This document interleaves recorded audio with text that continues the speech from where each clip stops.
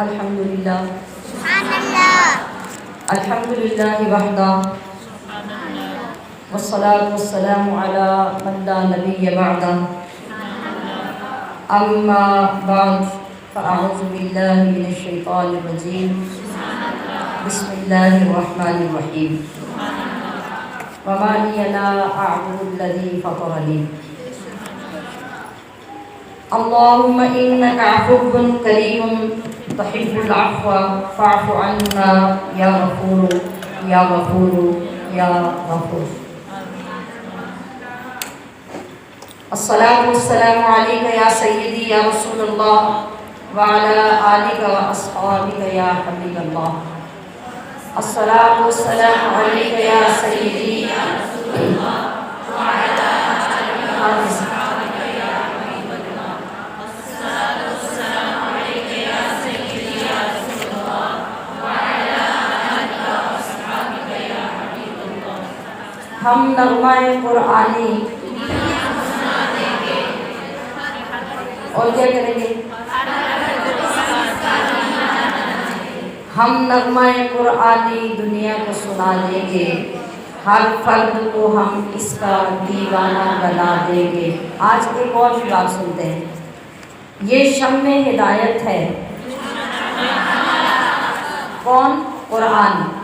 یہ شمع ہدایت ہے، یہ نور ہدایت ہے. یہ شمع ہدایت ہے، یہ نور ہدایت ہے. ہر طالب قرآن کو پروانہ بنا دیں گے. یہ جو چند دن باقی رہ گیا نا، ان دنوں میں اس کو یاد کرنا ہے. الحمدللہ اللہ رب العزت کی جو کرم نوازی کا سلسلہ جاری ہے، اس کا فضل، اس کا احسان مسلسل ہمارے اوپر نازل ہو رہا ہے. اور ان احسانات میں سفر کرتے کرتے آج ہم 24ویں نشست میں حاضر ہو گئے ہیں. اللہ کے فضل سے آج 24واں روزہ ہے اور 23ویں پارے کا خلاصہ ہماری ترتیب کے مطابق سنا جائے گا. اس سعادت پر ہم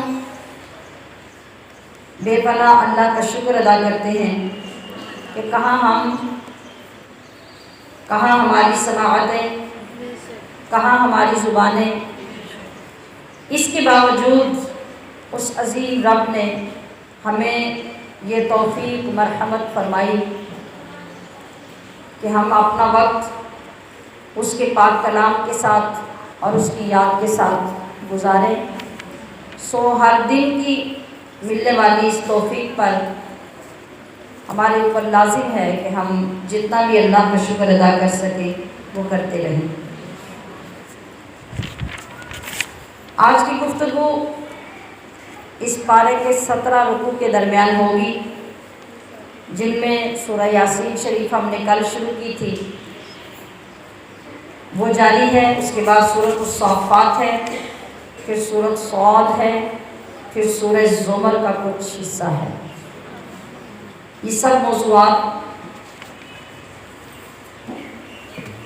پارہ نمبر 23 میں انشاءاللہ آج کی نشست میں ہوں گے، مگر ان سے قبل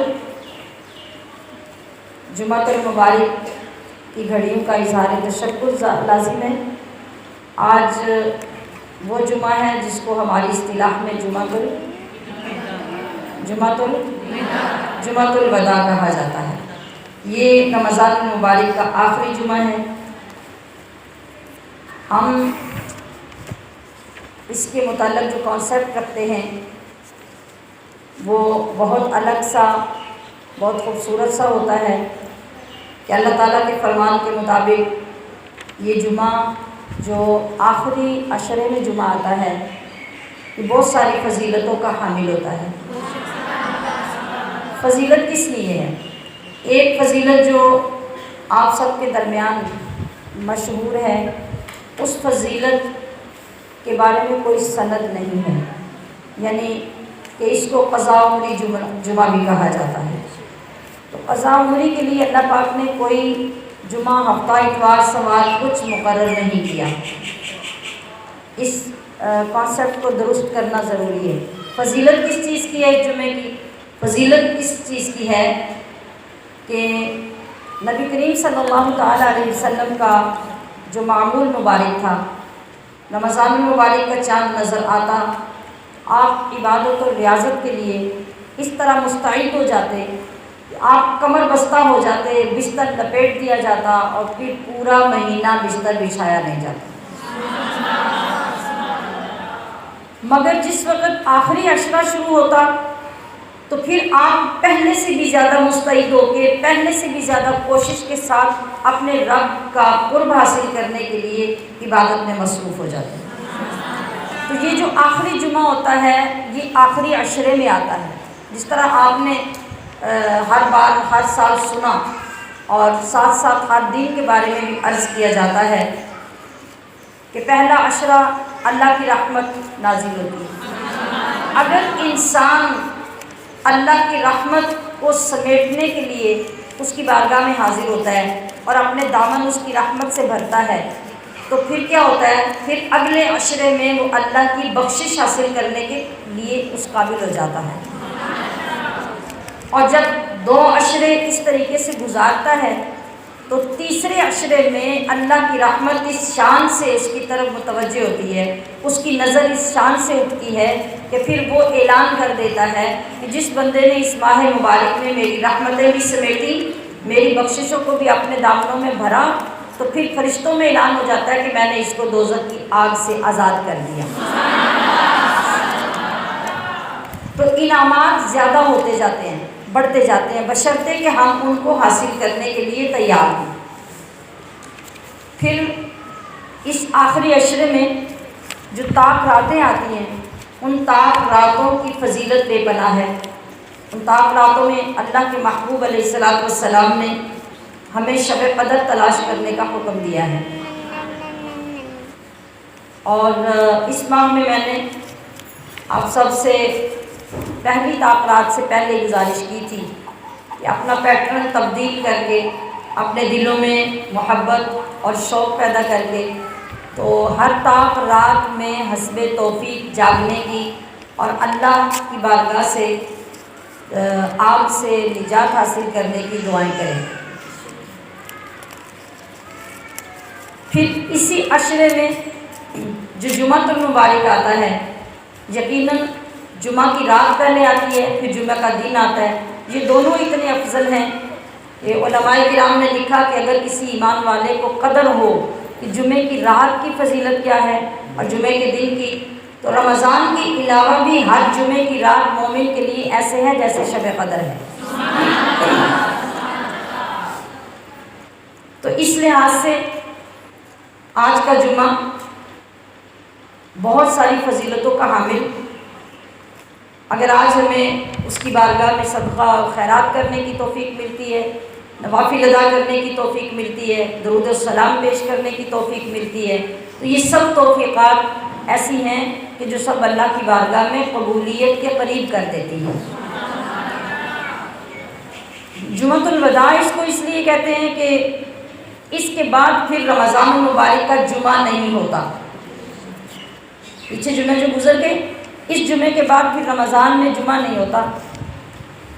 اب اگلی زندگی میں اللہ پاک نے ہمیں اس دنیا میں رکھا تو پھر اگلے سال ہمیں جمعہ نصیب ہوگا، ورنہ تو ہم اپنی آنکھوں سے دیکھ رہے ہیں، ہمارے ٹوٹے ہوئے دل برداشت کر رہے ہیں کہ کتنے محبوب لوگ ہمارے جو پچھلے سال ہمارے درمیان موجود تھے آج موجود نہیں ہیں، وہ سب رخصت ہو گئے۔ اور اسی طرح ایک دن ایسا آئے گا جب محفل ہوگی اور ہم نہیں ہوں گے، لوگ ہمیں بیٹھ کے یاد کر رہے ہوں گے کہ پچھلے سال وہ ہمارے ساتھ تھے، آج ہمارے ساتھ نہیں ہیں، جس طرح آج ہم اپنے جانے والوں کو یاد کر رہے ہیں۔ تو پھر ہر وہ دن جو اپنے اندر فضیلت لے کے آتا ہے اس کی قدر کر لینا اور اس میں اپنے رب کی عبادت کر کے اس کو راضی کر لینا، یہ بہت بڑی سعادت مندی ہے۔ تو اللہ تبارک و تعالیٰ سے دعا کرتے ہیں کہ وہ کریم مالک ہمیں آج کے دن میں ان لوگوں میں شامل فرما دے جن کو دوزخ سے آزاد کرنے کا اس نے فیصلہ فرمایا ہے۔ تیسری بات آج کے جمعۃ المبارک کے متعلق قضاء عمری ہے۔ جو مسلسل سالہ سال سے تشریف لانے والے لوگ ہیں ان کو بخوبی معلوم ہے کہ قضاء عمری کا وہ ایک پرانا کانسیپٹ لوگوں کے اندر 5 نمازیں ادا کر کے آزاد ہونے کا جو تھا، ہم نے بڑی محنت سے اس کو ختم کرنے کی کوشش کی ہے، اور الحمدللہ یہ بڑی خوش آئند بات ہے کہ ہمارے بہت سے لوگ اب اس چیز کو جان چکے ہیں کہ قضاء عمری کیا ہوتی ہے اور آج کے دن کے ساتھ اس کے ساتھ کیا تعلق ہے۔ لیکن چونکہ ہر سال ہمارے بہت سے نئے ساتھی ہمارے ساتھ موجود ہوتے ہیں تو ان کے لیے عرض کرنا ضروری ہوتا ہے۔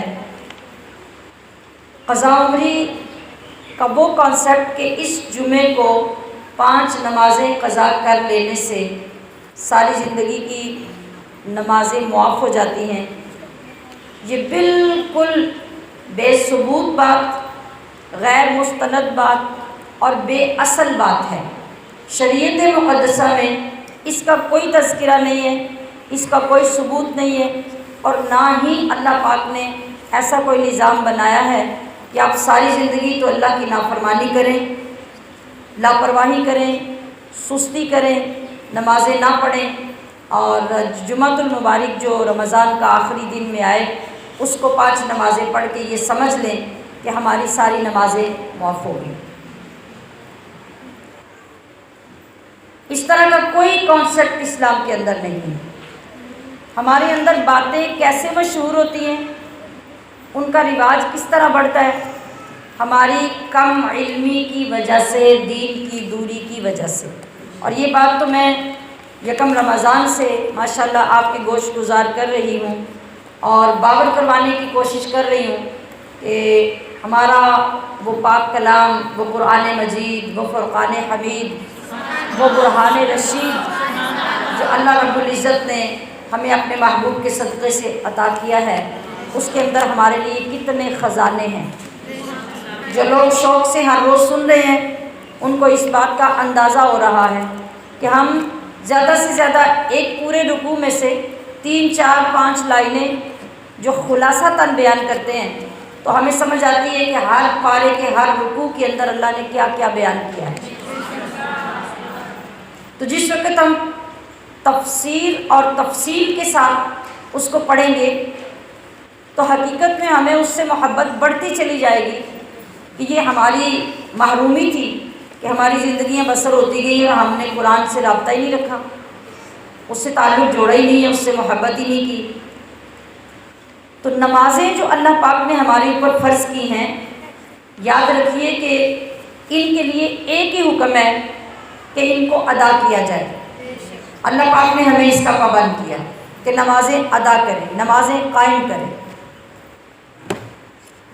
جب اللہ کا کوئی حکم اپنے وقت پر ادا کر لیا جاتا ہے اس کو ادا کرنا کہتے ہیں، اور اگر اللہ کا حکم اپنے وقت سے مس ہو جائے اور کسی دوسرے وقت میں پڑھا جائے اس کو قضا کہتے ہیں۔ بات سمجھ رہے ہیں؟ اس کو کیا کہتے ہیں؟ اس کو قضا کہتے ہیں۔ تو ہمارے پاس نماز کی یہ 2 صورتیں ہیں۔ ایک تو یہ کہ نماز کو اپنے وقت پہ پڑھا جائے، یہ ادا ہو گئی۔ اگر غفلت سے، سستی سے، بیماری سے، مجبوری سے، کسی بھی وجہ سے نماز وقت سے رہ گئی تو اس کو دوسرے وقت میں پڑھنا، قضا کر کے پڑھنا کہلاتا ہے۔ اگر انسان دنیا سے چلا گیا اور اس کے ذمے نمازوں کی یہ قضا باقی رہی تو نمازوں کی اہمیت اور ان کی ادائیگی اس قدر ضروری ہے کہ حضور نبی اکرم صلی اللہ علیہ وسلم نے فرمایا کہ پھر وہ مرنے سے پہلے وصیت کرے اپنے زندہ وارثوں کو کہ وہ اس کے مرنے کے بعد اس کی نمازوں کا فدیہ ادا کرے، اور اگر وہ وصیت نہ بھی کر سکے تو پیچھے ورثاء کا یہ مرنے والے پر احسان ہوگا، احسان عظیم، کہ وہ اسی کے چھوڑے ہوئے مال میں سے کچھ خرچ کر کے اس کی نمازوں کا فدیہ ادا کریں، جس طرح ہم روزوں کا فدیہ ادا کرتے ہیں۔ جس طرح ایک روزے کا فدیہ ہوتا ہے نا، ایک فطرانے کے برابر، اسی طرح ایک نماز کا فدیہ ہوگا ایک فطرانے کے برابر۔ ہر روز کی ہر نماز کا فدیہ اس کی طرف سے ادا کرنا، اگر وصیت ہے تو لازم ہے، وصیت نہیں تو پھر زندہ لوگوں کا مرنے والے پر احسان ہے۔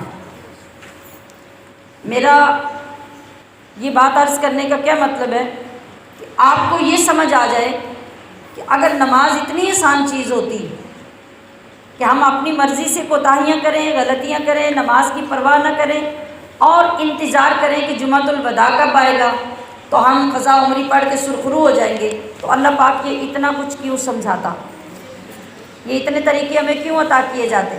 تو پتہ چلا کہ ہمارے لیے نماز کو ادا کرنا، پھر قضا کرنا، اور دونوں چیزیں نہ ہو سکے تو پھر مرنے کے بعد اس کا فدیہ ادا کرنا، یہ 3 صورتیں ہیں۔ خود کائنات کے والی احمد مجتبیٰ سرور انبیاء محمد الرسول اللہ صلی اللہ تعالیٰ علیہ وسلم جس وقت غزوہ خندق میں تھے، ہم نے ابھی اگلے دن اس کا ذکر پڑھا نا، جب غزوہ خندق میں تھے تو اس قدر شدت کا حملہ تھا اور اس قدر زور کی جنگ تھی کہ 4 نمازیں اس حملے کے دوران مسلمانوں سے پڑھی نہیں جا سکی۔ نبی علیہ الصلوۃ والسلام خود بھی اس میں تشریف فرما ہے، تو نہ آپ نے نہ صحابہ اکرام نے 4 نمازیں کسی نے نہیں پڑھی، اس لیے کہ وہ اتنا شدید اس وقت جنگ کا زور تھا کہ کوئی صورت نہیں تھی۔ حالانکہ ہم نے پیچھے یہ طریقہ پڑھا کہ نماز خوف کیسے ادا کی جاتی ہے۔ جنگ کے دنوں میں بھی اللہ کے نبی نے اپنی امت کو نماز ادا کرنے کا طریقہ سکھایا کہ ایک ایک رکعت باری باری آ کے امام کے پیچھے پڑھے اور دوسرا گروہ اسلحہ لے کے اپنے دشمن کے سامنے کھڑا رہے، نماز وہاں بھی قضا نہ کریں۔ تو وہ دن جو جنگ خندق کا دن تھا، آقا علیہ الصلوۃ والسلام اور آپ کے غلاموں کی جو 4 نمازیں قضا ہوئیں، عشاء کے وقت جب اس سے فارغ ہوئے، نبی اکرم صلی اللہ علیہ وسلم نے حضرت بلال سے ارشاد فرمایا کہ بلال اذان کہو۔ حضرت بلال نے جب اذان کہی، پھر سب سے پہلی جماعت کھڑی ہوئی، آپ علیہ الصلوۃ والسلام نے ظہر کی، عشاء کا وقت ہے، ظہر کی نماز جماعت کے ساتھ پڑھائی، مکمل ہو گئی۔ پھر اقامت کہی گئی، پھر آپ نے عصر کی نماز پڑھائی، پھر اقامت کہی گئی، پھر مغرب کی نماز پڑھائی، اور پھر اقامت پڑھا کر آپ نے عشاء کی نماز اسی جگہ پر پڑھائی۔ یہ کون ہے؟ یہ نبیوں کے سردار ہیں، اور آپ کی امت کے وہ لوگ ہیں جن کی شان ایک طرف رکھی جائے اور قیامت تک آنے والی پوری امت کو ایک طرف رکھا جائے تو برابر نہیں ہو سکتی۔ ان لوگوں کے لیے یہ پابندی ہے، اور اللہ کے نبی وہاں یہ پابندی کروا رہے ہیں کہ اوپر تلے ایک جگہ پہ ظہر، عصر، مغرب اور عشاء 4 نمازیں آپ نے ایک جگہ پہ پڑھی، پھر آپ نے وہ حساب پورا کروایا۔ تو میں اور آپ کون سا خاص حکم لے کر آئے ہیں کہ ہم صرف آخری جمعے کو 5 نمازوں کی فرض رکعتیں پڑھ لیں تو سرخرو ہو جائیں کہ ہماری قضا عمری ادا ہو گئی؟ قضا عمری کا طریقہ 12 مرتبہ میں عرض کر چکی، ابھی بھی عرض کر دیتی ہوں کہ وہ یہی ہے۔ سب سے پہلا تو یہ جو ابھی نبی کریم صلی اللہ علیہ وسلم نے ادا کیا، پیچھے والی نماز قضا ہو جائے تو اگلی تب پڑھو، پہلے پیچھے والی قضا کر لو، اور اگر ایک دن یاد نہیں رہا تو پھر اگلے دن اسی نماز سے پہلے پچھلے دن کی نماز قضا کرو، پھر اس کے بعد اگلی نماز پڑھو۔ اگر یہ بھی نہ ہو سکے تو پھر جب اللہ پاک آپ کو شعور دے دے، اپنا خوف دے دے، علم دے دے اس وقت پیچھے کی زیادہ جمع ہوئی نمازوں کو ترتیب سے قضا کرنا شروع کر دو۔ وہ ترتیب کیا ہے؟ یا تو ہر نماز سے پہلے یا بعد ایک نماز روٹین میں پڑھتے جاؤ، یا جب آپ کے پاس وقت سپیئر ہے، اضافی وقت ہے، فارغ ہیں، تو اس وقت میں آپ جتنی نمازیں چاہیں قضا پیچھے سے پڑھ لیں اور ان کو نوٹ کر لیں۔ مثال کے طور پہ ابھی ہم بیٹھے ہیں، روزہ بھی رکھا ہے، کھانے پکانے کا ٹائم بھی نہیں ہے، گھر میں کوئی اتنی ذمہ داری بھی نہیں ہے، تو ہمیں احساس پیدا ہو جائے کہ ہمارے اوپر ایک بہت بڑا قرض ہے اللہ پاک کا جو ہم نے ادا کرنا ہے، تو ایسی صورت میں جب مکروہ وقت نہ ہو آپ وضو کریں، آپ نمازیں قضا کرنا شروع کر دیں۔ جتنی آپ میں ہمت ہے اتنی نمازیں قضا کرتے جائیں، پھر اگلے دن جب وقت ملے آپ نمازوں کو قضا کریں۔ یہ ساری صورتیں قضا کرنے کی، لیکن یاد رکھیے کہ قضا کیے بغیر چھٹکارا نہیں ہے۔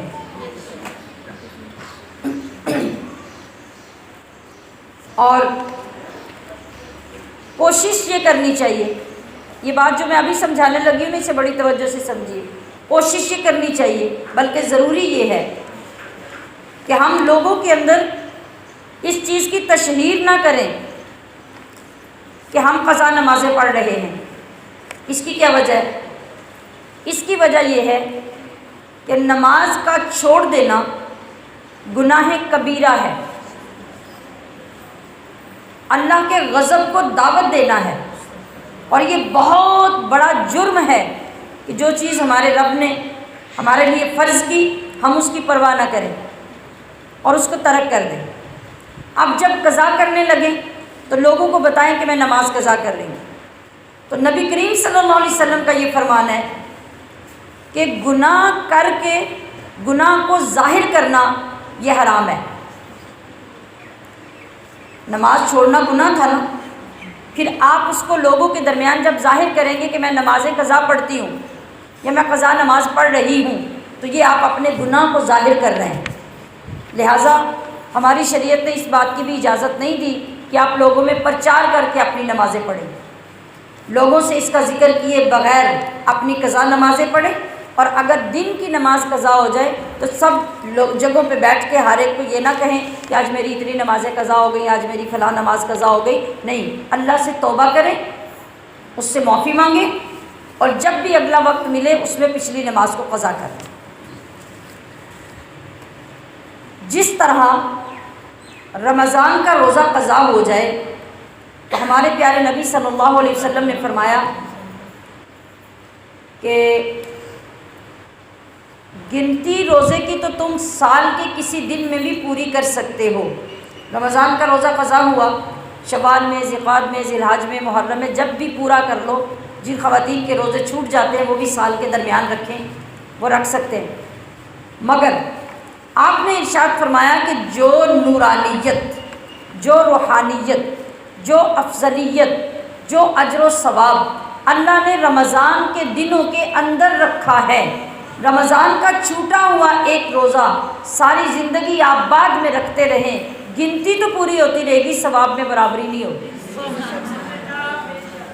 اسی طرح سے نماز اپنے وقت پر جو پڑھی جاتی ہے، اس کے بعد آپ جب قضا نماز کریں گے، گنتی تو قضا کی پوری ہو جائے گی، لیکن جو اپنا وقت گزرا ہے اور اس میں آپ کی غیر حاضری لگی ہے، اس کی کمی ساری زندگی پوری نہیں ہوگی۔ آپ اس بات کو اگر اچھی طرح سمجھ کے سن لیں تو میرے خیال میں ہمارے اندر بڑی حد تک پابندی آ جاتی ہے کہ نماز چھوڑنے کی جرأت کم ہو جائے گی، وہ غفلت ہمارے اندر سے جاتی رہے گی۔ یعنی اپنے وقت پر نماز پڑھنے کا جو ثواب ہے، بعد میں قضا کرنے کا ثواب اس کے برابر کبھی نہیں ہو سکتا۔ ہاں، گنتی پوری ہو جائے گی کہ جو نمازیں آپ کی قضا تھیں وہ ادا ہو جائیں گی۔ تو یہ جو ثواب پورا نہیں ہوتا، اس کی جو کمی رہ جاتی ہے، ہمارے علماء نے ان سے توبہ کرنے کے لیے یہ طریقہ ارشاد فرمایا کہ رمضان المبارک کا آخری جملہ، آخری جمعۃ المبارک جو اپنے اندر بہت سی فضیلتیں لیے ہوئے ہیں، اس جمعہ کو ظہر اور عصر کے درمیان میں نے کیا وقت بولا؟ 12 رکعت نماز نفل۔ ان نوافل کو قضاء عمری کی توبہ کے لیے پڑھیں، اور ان کو پڑھنے کا طریقہ یہ ہے کہ آپ 3 مرتبہ 4 نوافل کی نیت کریں۔ یہ کتنے ہو جائیں گے؟ 12۔ ان میں ہر رکعت میں الحمد شریف کے بعد آیت الکرسی 1 بار اور آخری 3 کل ایک بار، یہ ایک رکعت میں پڑھیں۔ دوسری تیسری ہر رکعت میں اسی طرح پڑھ کے ان 12 نوافل کو اللہ کی بارگاہ میں وسیلہ پیش کریں، حضور کی بارگاہ میں ثواب بھیجیں، اور آپ کے توسل سے اللہ سے گڑ گڑا کر معافی مانگیں شرمندگی کے ساتھ کہ یا اللہ مجھ سے بہت بڑی غلطی اور بہت بڑا ظلم ہو گیا، تو میں اس مبارک دن میں اپنے ان نوافل کے صدقے اور اپنے محبوب علیہ السلام کے نام کے صدقے تجھ سے معافی مانگتی ہوں، مجھے معاف کر دے، مجھے بخش دے، اور آئندہ مجھے نماز کا پابند بنا دے۔ اگر ان نوافل کے اندر کوئی حقیقت ہے یا قضاء عمری کی وجہ سے پڑھنے ہیں تو وہ یہ 12 نفل ہیں جو بعض علماء سے منقول ہیں۔ اس کے علاوہ اور کوئی طریقہ اس جمعے کے دن نماز ادا کر کے اپنا کفارہ ادا کرنے کا نہیں ہے، نہ ہی آپ کی قضا نمازوں کا ازالہ کرنے کے لیے اللہ نے کوئی نماز بنائی ہے۔ تو اس چیز کو اچھی طرح ذہن میں رکھیے، اور آج کے دن اللہ پاک آپ لوگوں کو توفیق عطا فرمائے تو جب ظہر کی نماز پڑھ لیں اور عصر کی نماز کے درمیان میں آپ ان 12 نوافل کو گھروں میں ادا کریں۔ 1 مرتبہ آیت الکرسی اور آخر پہ تینوں کل، یہ ایک بار پڑھیں گے ہر رکعت میں، تو ان 12 نوافل کو اللہ کی بارگاہ میں پیش کر کے گڑ گڑا کر گریہ زاری کر کے اس کی بارگاہ سے توبہ کر کے دعا کریں، تو اللہ تبارک و تعالیٰ اپنی رحمت اپنے کرم سے ہمارا گناہ معاف فرما دے گا۔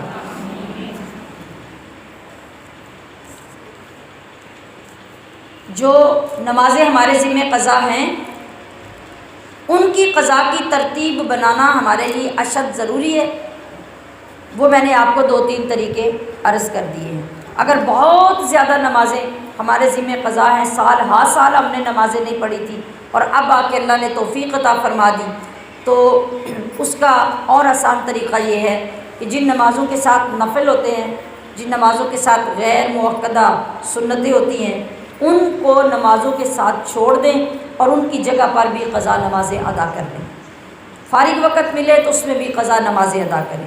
رات کو وقت ملے، اگر آپ کو تہجد کی توفیق ہے تو تہجد کے نفل تھوڑے کر دیں اور اس کے ساتھ قضا نمازیں زیادہ ملا لیں۔ نماز تسبیح کی جگہ پر بھی کم از کم آدھا گھنٹہ نماز تسبیح کو لگتا ہے نا، تو آدھے گھنٹے میں آپ کم از کم 8-10 نمازوں کی قضا کر لیتے ہیں۔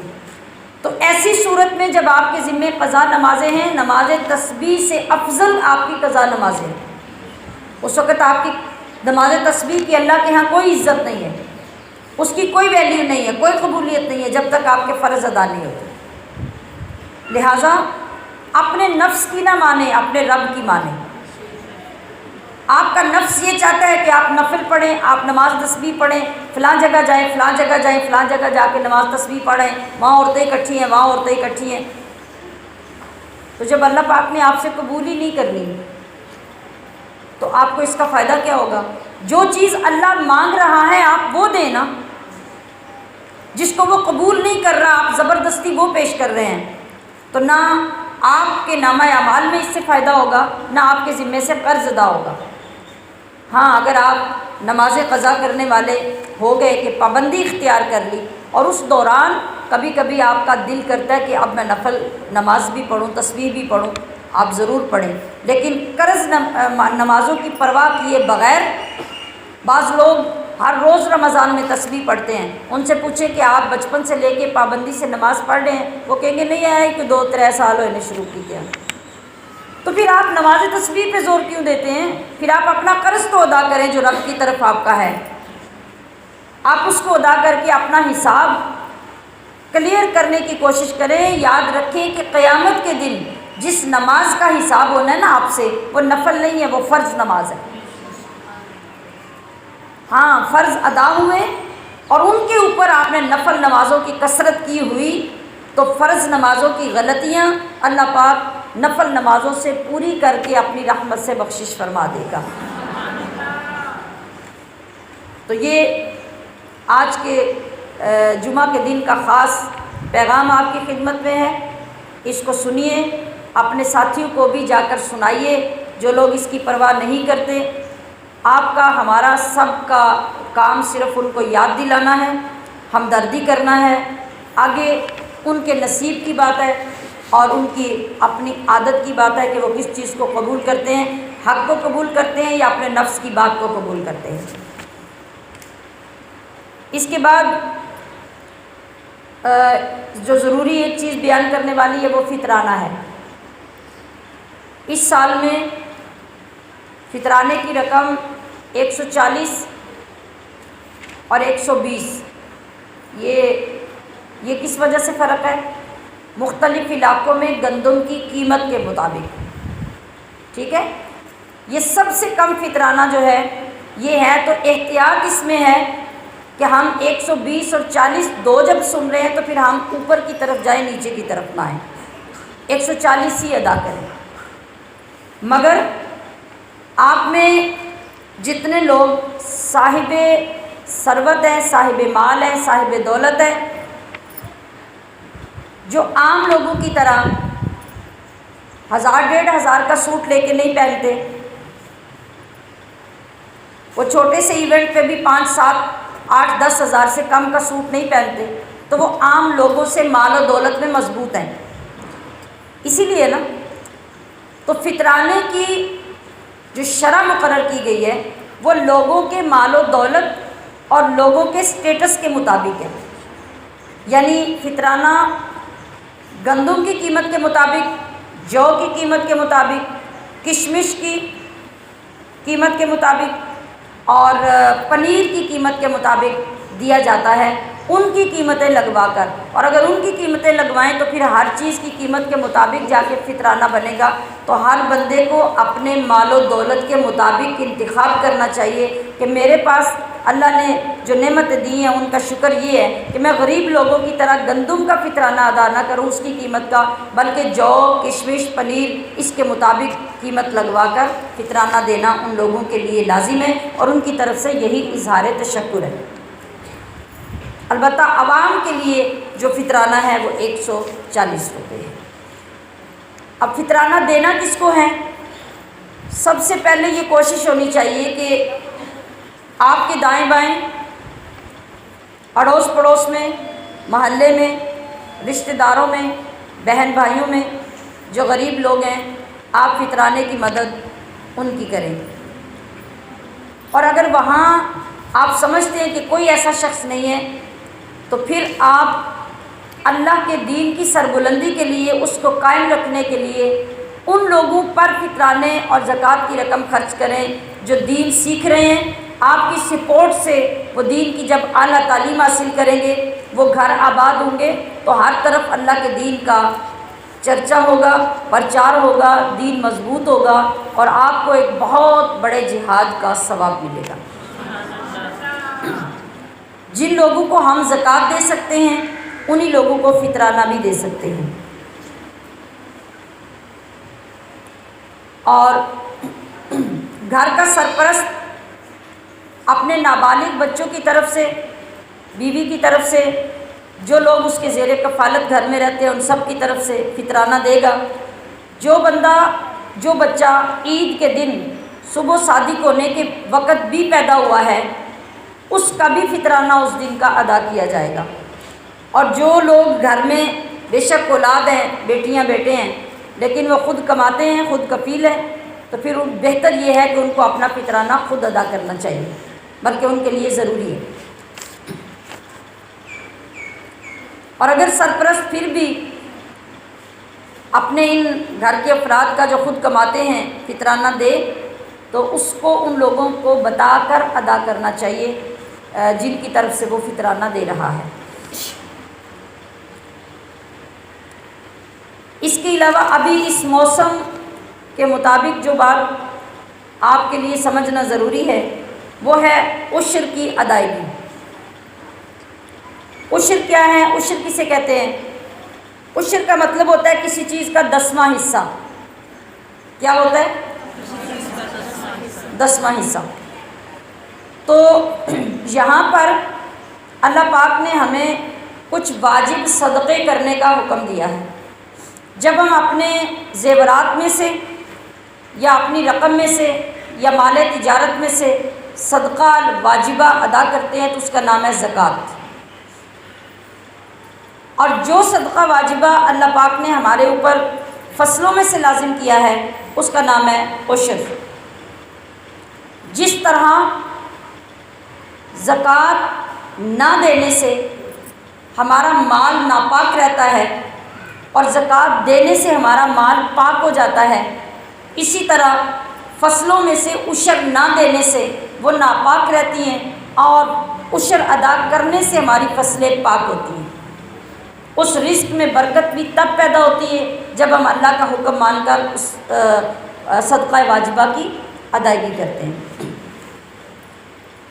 جتنی آسانی سے ہمارے لوگ عشر کے متعلق لاپرواہی برتتے ہیں، یہی وجہ ہوتی ہے کہ بعض اوقات ہماری کھڑی فصلیں برباد ہو جاتی ہیں، بعض اوقات گھروں میں آ کے برباد ہو جاتی ہیں، بعض اوقات منڈیوں میں جا کے ان کی قیمت تک نہیں لگتی اور کسان بیٹھ کے روتا رہتا ہے کہ سارے سال کی ہماری محنت کہاں گئی۔ اگر ہم اللہ کی بات ماننے لگ جائیں اور وہ ضابطے اختیار کریں جو اللہ نے ہمارے لیے مقرر کیے ہیں تو پھر ان نقصانات سے بچ جاتے ہیں۔ تو اس میں اللہ پاک نے ہمیں اپنی مرضی کی کوئی اجازت نہیں دی۔ عشر ادا کرنا واجب ہے، واجب، یہ لازم ہے، یہ فرض ہے۔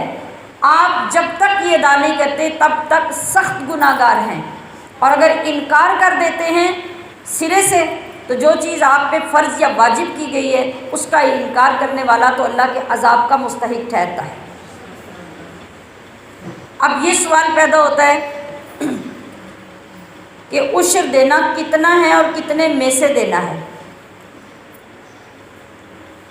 جو زمینیں ایسی جگہوں پہ ہیں جن کو نہروں کا پانی پہنچتا ہے یا آسمان کے پانی سے سیراب ہوتی ہیں اور فصلیں دیتی ہیں، انسان کا خرچ نہیں ہوتا، تو وہاں تو عشر 10واں ہی حصہ دیا جاتا ہے۔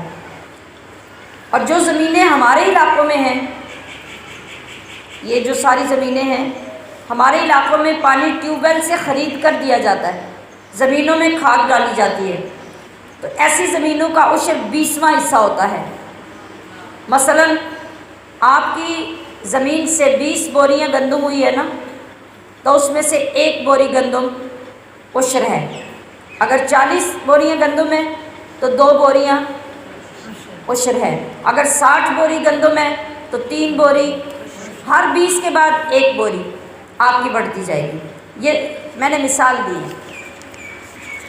ہمارے امام اعظم ابو حنیفہ رحمۃ اللہ علیہ کے نزدیک زمین میں سے کوئی بھی چیز پیدا ہوتی ہے، وہ پھل ہے، سبزی ہے، غلہ ہے، مطلب چاول، باجرہ، جو، گندم، کوئی بھی چیز، حتیٰ کہ آپ نے جو جانوروں کے لیے زمین میں چارہ لگایا ہے، ان ساری چیزوں پر وہ تھوڑی ہیں یا زیادہ ہیں، ہر مقدار میں سے 20واں حصہ آپ نے اللہ کی راہ میں دینا ہے۔ اگر آپ نہیں دیتے تو آپ حرام کھا رہے ہیں۔ آپ کی وہ فصل، آپ کا وہ غلہ، آپ کے وہ پھل آپ کے لیے حلال ہوتے ہی اس وقت ہے جب آپ ان میں سے عشر نکالتے ہیں۔ بہت سے لوگ یہ کہتے ہیں کہ ہم جو زمین میں کام کرنے والے لوگ ہوتے ہیں، آپ کے ساتھ مل کے جا کے فصل سنبھالتے ہیں، مزدوری کرتے ہیں، آپ کی فصل کٹواتے ہیں، باندھتے ہیں، ان کی جو خدمت کر دیتے ہیں وہ عشر کی ضمن میں کر دیتے ہیں۔ تو یہ چیز ناقابل قبول ہے۔ وہ لوگ جو آ کے کام کرتے ہیں نا، وہ اپنی مزدوری لیتے ہیں اور آپ ان کو مزدوری میں عشر نہیں دے سکتے۔ انہوں نے اپنی مزدوری لینی ہے اور وہ آپ نے اپنے پاس سے دینی ہے۔ جو فصل یا پھل یا چارہ اس میں سے جو آپ نے عشر ادا کرنا ہے وہ اس کے علاوہ ادا کرنا ہے۔ اور اس کے ادا کرنے کا بھی طریقہ یہی ہوگا کہ اگر آپ کے خاندان میں کوئی غریب رشتہ دار ہے تو آپ ان کے گھر میں وہ فصل بھیجیں، غلہ بھیجیں، جو بھی چیز آپ نے اگائی ہے اس کا حصہ بھیجیں یا اتنے پیسے بھیجیں۔ قریب آپ کے غریب لوگ ہیں وہ فاقوں مر رہے ہیں تو آپ کو چاہیے کہ آپ ان کی طرف دھیان کریں۔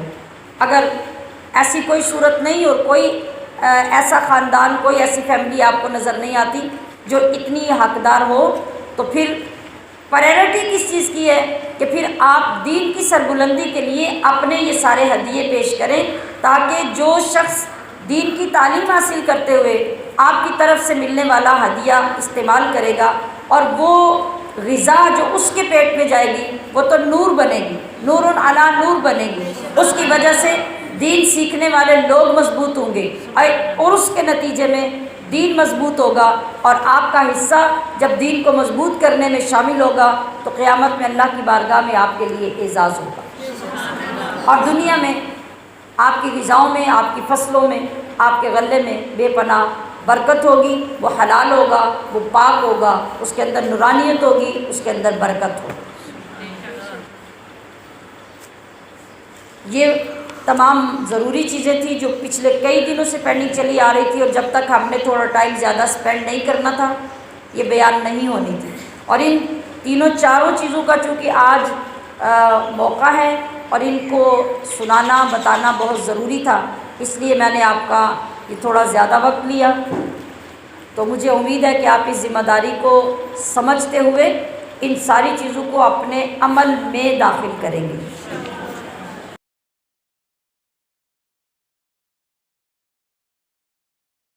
جی اب ہم متوجہ ہوتے ہیں رکوع نمبر 1 کی طرف۔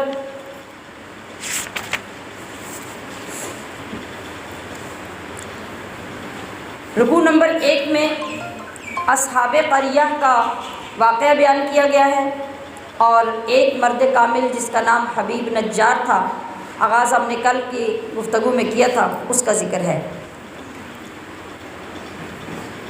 اصحاب قریہ کا واقعہ لوگوں کی تسلی اور لوگوں کی تربیت کے لیے اللہ پاک نے قرآن عظیم میں بیان فرمایا۔ ایک بستی تھی انطاکیہ، انطاکیہ بستی میں رہنے والے جو مشرک تھے ان کے لیے حضرت عیسیٰ علیہ السلام کی قوم کے 3 مبلغ اللہ کی توحید کا پیغام لے کر ان کے پاس پہنچے۔ پہلے 2 مبلغ آئے، پھر انطاکیہ کا ایک باشندہ حبیب نجار کسی سخت قسم کے مرض میں مبتلا ہو گیا تھا، اور وہ شہر سے الگ تھلگ جا کے ایک کنارے پہ پڑا رہتا تھا۔ جب اللہ کی طرف سے آنے والے ان 2 مبلغین نے اللہ کی توحید کا درس دیا، لوگوں کو ایمان لانے کی دعوت دی، تو وہ بندہ جو بیمار ہو کے شہر کے کنارے جا کے پڑا تھا وہ مسلمان ہو گیا۔ اللہ تعالیٰ نے اس کو صحت دی، پھر بے پناہ مال بھی دیا، پھر دولت بھی دی، ہر چیز کی فراوانی کر دی، اور جو شہر کے لوگ تھے انہوں نے ان مبلغین کی بات نہیں مانی، مسلمان نہیں ہوئے، حتیٰ کہ الٹا انہیں مارنے کی اور قتل کرنے کی دھمکیاں دینے لگے۔ اس پہ کیا وبال آیا؟ مبلغین نے کہا کہ تمہاری وجہ سے جو تمہارے شہر پہ نحوست آ رہی ہے، اللہ پاک نے تمہارے شہر میں قحط سالی، مفلسی، غریبی پیدا کر دی، اور وہ کہنے لگے کہ نہیں یہ ہماری وجہ سے نہیں، یہ تم لوگ جو ہمارے شہر میں داخل ہوئے ہو اور ایک نیا دین آ کے ہمیں سکھانے لگے ہو، اس وجہ سے یہ وبال اور یہ نحوست پیدا ہو رہی ہے۔ جس وقت قوم کی زیادتی بڑھتی گئی ان علماء کی طرف، تو وہ بندہ جو حبیب نجار تھا جس نے اسلام قبول کیا تھا، اس کو جب اس بات کا علم ہوا کہ یہ قوم اللہ کے بھیجے ہوئے نیک بندوں پر اس طرح ظلم کر رہی ہے، تو وہ بندہ اس اپنے مقام سے بھاگتا ہوا شہر کی طرف آیا اور قوم کو سمجھانے لگا کہ جس اللہ نے ہمیں پیدا کیا ہم سب نے اسی کی طرف لوٹ کر جانا ہے، تو پھر ہمیں عبادت بھی اسی کی کرنی چاہیے، اور اپنے فائدوں سے بالا تر ہو کر ہمیں حق کا پیغام قبول کر لینا چاہیے، ہمیں ان کی دعوت پہ لبیک کہنا چاہیے۔ مگر قوم اپنے ظلم سے باز نہیں آئی، اور وہ بندے جو اللہ کی طرف سے دعوت لے کر آئے تھے ان کو قتل کرنے کے لیے تیار ہو گئی۔ تو حبیب نجار نے اپنی قوم کا ساتھ چھوڑ دیا، اور وہ جو اللہ کی طرف سے اللہ کے دین کی تبلیغ کرنے آئے تھے ان کی جماعت میں شامل ہو کے اللہ کے دین کی تبلیغ کرنے لگ گیا، اور لوگوں سے کہا کہ میں اس ہستی کی بندگی کیوں نہ کروں جس نے مجھے پیدا کیا؟ اگر میں اس رب کو چھوڑ دوں گا تو پھر کون میرے کام آئے گا؟ میری داد رسی تو کوئی نہیں کرے گا، میں اپنے رب پر ایمان لے آیا ہوں۔ انہوں نے ایمان کے تحفظ اور دین حق کی حمایت میں اپنی جان داؤ پہ لگا دی، یعنی تینوں لوگوں نے، حبیب نجار اور وہ جو دو مبلغ اللہ کی طرف سے حضرت عیسیٰ علیہ السلام کی قوم سے آئے تھے، ان سب نے، اور پھر اللہ تبارک و تعالیٰ نے ان تینوں کو شہادت کا مقام عطا فرمایا، یعنی قوم نے ان کو قتل کر دیا لیکن انہوں نے اس بات کی پرواہ نہیں کی۔ اللہ نے شہادت کا عالی مرتبہ عطا فرمایا اور عزت سے اللہ نے انہیں جنت کے مقامات عطا فرما دیے۔ رکوع نمبر 2 میں اللہ تعالیٰ کی توحید کے کائناتی دلائل اور جو پوری دنیا میں شواہد پھیلے ہوئے ہیں، جو کسی نہ کسی صورت میں ہم ہر روز پڑھتے ہیں، ان کا ذکر آیا ہے کہ اللہ تبارک و تعالیٰ فرما رہا ہے کہ مردہ زمین کے اندر زندگی کے آثار، لہلہاتی کھیتیاں، کھجور اور انگور کے باغات، نہروں اور چشموں کی شکل میں اللہ تبارک و تعالیٰ نے جو تمہاری خوراکیں، تمہارے لیے سامان اور انواع و اقسام کی چیزیں اور کھانے جو پیدا کیے ہیں، ان پہ کیا ان لوگوں کو اللہ کا شکر نہیں ادا کرنا چاہیے؟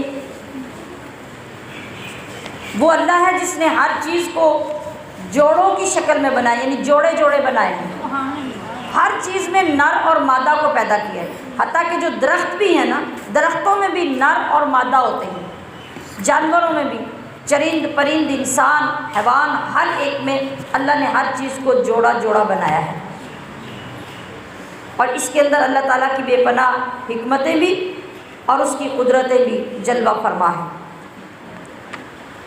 رکوع نمبر 3 میں قیامت اور دوزخ کے احوال، نیز اہل جنت کا آخرت میں جو پروٹوکول ہوگا، اللہ نے قرآن کریم میں وہ بیان فرمایا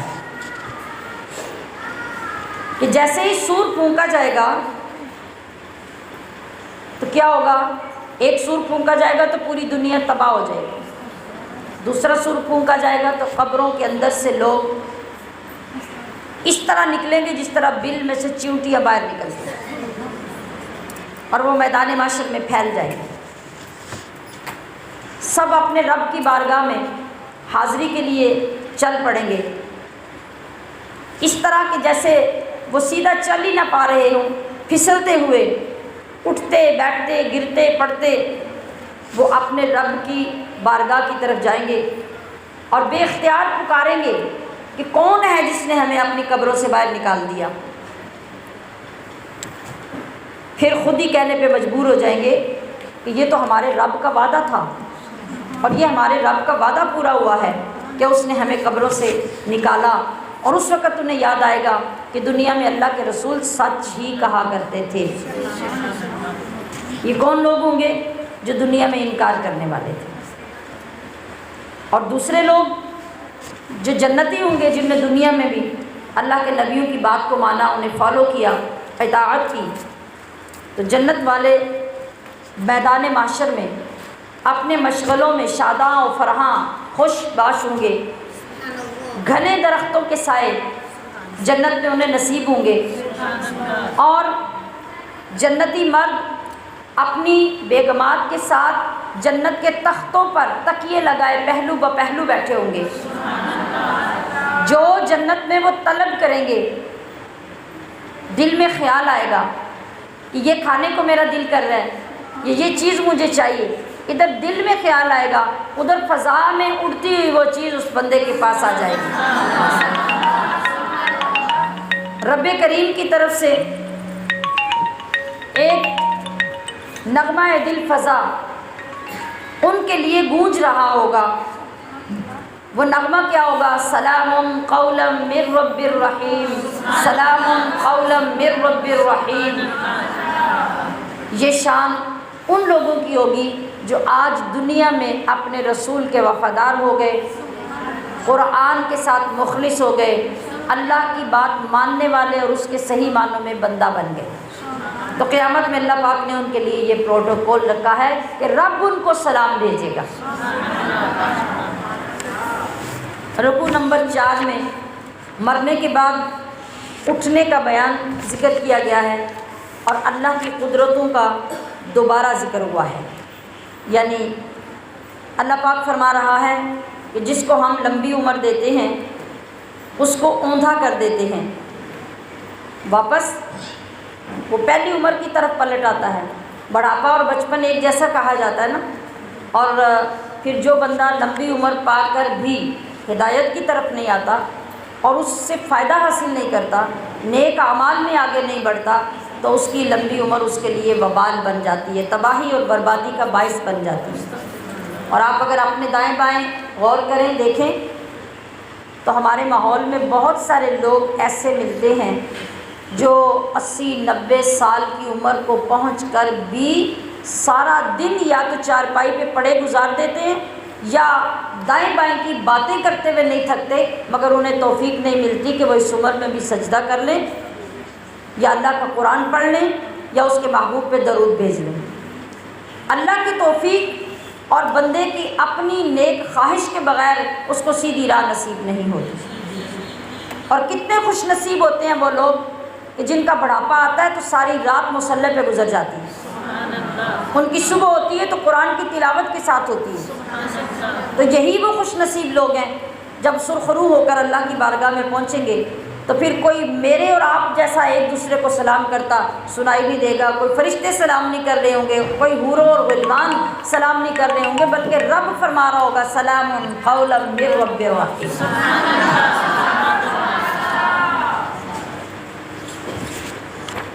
رکوع نمبر 5 آگے سورۃ الصافات میں آ رہا ہے۔ سورۃ الصافات اپنے پہلی آیت کے نام پر ہی رکھی گئی ہے۔ اس آیت میں لفظ الصافات استعمال ہوا ہے اور یہ لفظ اللہ پاک نے فرشتوں کے لیے استعمال کیا ہے۔ صافات کیوں؟ کہ فرشتے ہمیشہ اللہ کے دربار صف بستہ ہو کر کتار در کتار دست بستہ کھڑے ہو کے اللہ کی بندگی کرتے ہیں، اور صافات کا مطلب بھی صف بستہ ہونا اور کتار در کتار حاضری دینا ہے، اس لیے اس سورت کا نام الصافات ہے۔ قرآن کریم کو عرش معلیٰ سے زمین کی طرف اتارنے میں آسمان بھی اور فرشتے بھی بہت بڑی اہمیت کے حامل ہیں۔ اللہ پاک نے قرآن کریم لوح محفوظ سے اتارا نا، تو کئی مرتبہ ہم نے یہ بات پہلے سنی کہ نبی علیہ الصلوۃ والسلام کی تشریف آوری سے پہلے جو شریر جنات اور شیاطین ہیں وہ آسمانوں پہ چڑھ جایا کرتے تھے۔ توجہ ہے میری طرف یا نیند کی طرف؟ شیطان کیا کرتے تھے؟ آسمانوں پہ چڑھ جایا کرتے تھے اور وہاں جو غیب میں جو فیصلے ہوتے دنیا کے متعلق وہ سن کر آ جاتے اور آ کے لوگوں کے اندر ڈس انفارمیشن پھیلاتے اور طرح طرح کی لوگوں کو اطلاعیں دیتے رہتے۔ یہ کرم ہوا محبوب خدا کی آمد سے کہ جس وقت آمنہ کے لال احمد مجتبیٰ صلی اللہ علیہ وسلم کی جلوہ گری ہوئی، تو ذرا دیکھیے اللہ کے انتظامات دیکھیے اور محبوب کی شان سنیے کہ اللہ تبارک و تعالیٰ نے پھر آسمانوں کے اوپر برج بنائے۔ یہ برج کیا ہیں؟ جیسے چوکیاں بنی ہوتی ہیں۔ ہم جب کسی نئے شہر میں داخل ہوتے ہیں نا تو ٹول پلازا بنا ہوتا ہے، وہ چوکیاں ہوتی ہیں نا جہاں پہ آپ ٹیکس دے کے آگے گزرتے ہیں، تو وہ کس لیے ہوتی ہیں؟ کہ جو بندہ شہر میں داخل ہو رہا ہے وہاں کے عملے کو، انتظامیہ کو اس کی خبر ہو کہ کوئی اسلحہ لے کے، کوئی شر پسند، کوئی دہشت گرد ہمارے شہر میں تو نہیں داخل ہو رہا۔ تو رب کریم نے آسمانوں پہ چوکیاں بنا دی اور ان چوکیوں پر فرشتوں کو مقرر کر دیا کہ یہ فرشتے نگران ہوں گے کہ کوئی شیطان اب آسمان کی طرف نہیں چڑھ سکے گا۔ تو اسی وجہ سے پھر اللہ تبارک و تعالیٰ نے قرآن کریم کو بھی ڈائریکٹ نہیں اتارا کہ کہیں راستے میں شیطان اس کو اچک نہ لیں، بلکہ فرشتوں کے ذریعے سے، جو امین فرشتے تھے ان کے ذریعے سے اللہ نے اپنا کلام اپنے محبوب کے قلب اطہر پہ نازل کیا۔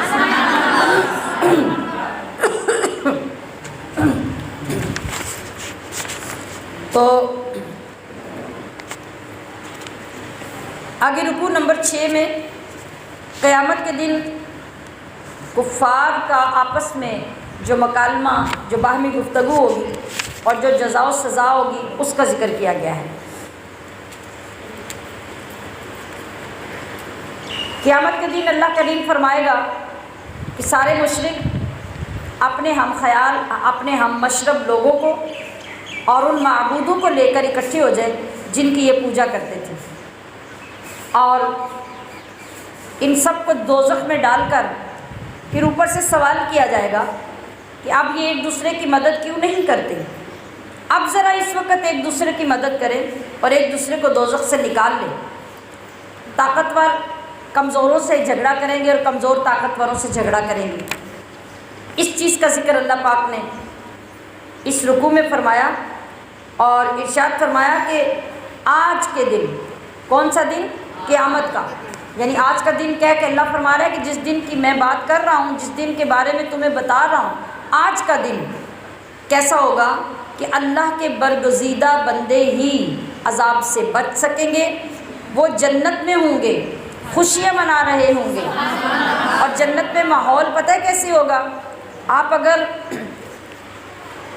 چلے ہم مدینہ منورہ کی مثال لے لیتے ہیں، جس وقت ہم یہاں سے جاتے ہیں نا مدینہ منورہ میں، کبھی ہمیں کوئی بندہ اپنے شہر کا مل جائے، اس سے زیادہ کوئی اپنا واقف مل جائے، بے شمار بھیڑ ہوتی ہے، بے شمار رش ہوتا ہے، اور وہاں اچانک کوئی محلے کا بندہ گیا ہوا، کوئی رشتہ دار جس کا پہلے سے پتہ نہیں تھا وہ ہمیں ملے تو کیا حال ہوتا ہے؟ کتنی خوشی ہوتی ہے، خوشی بیان نہیں کی جا سکتی۔ اور پھر ہم وہاں گلے مل کر بے انتہا والہانہ انداز میں ایک دوسرے کو مبارکباد دیتے ہیں۔ جاننے والا نہ بھی پتہ ہو، گفتگو سے، لینگویج سے ہمیں اندازہ ہو جاتا ہے کہ یہ سیالکوٹی ہے، یا یہ پنڈی والے ہیں، یا یہ کشمیری ہیں، یا یہ دینے والے ہیں، یا گجراتی ہیں، یا لاہوری ہیں، تو ہمیں پتہ چل جاتا ہے کہ یہ خاتون وہاں سے آئی ہے۔ تو ہم کوئی نہ کوئی راہ نکال لیتے ہیں بات کرنے کی اور اپنی خوشی کا اظہار کرنے کی کہ مجھے بڑی خوشی ہوئی کہ میرے دیش سے بھی کوئی یہاں آیا ہوا ہے۔ تو اللہ فرما رہا ہے کہ قیامت کے دن جب میں اپنے نیک بندوں کو جنت میں بھیجوں گا تو وہ بڑے خوش ہوں گے، بڑی خوشیاں منا رہے ہوں گے اور ایک دوسرے کو مبارکباد دے رہے ہوں گے۔ ایک دوسرے کو مبارکباد دیں گے۔ مبارکباد کیسے دیں گے اور کیوں دیں گے؟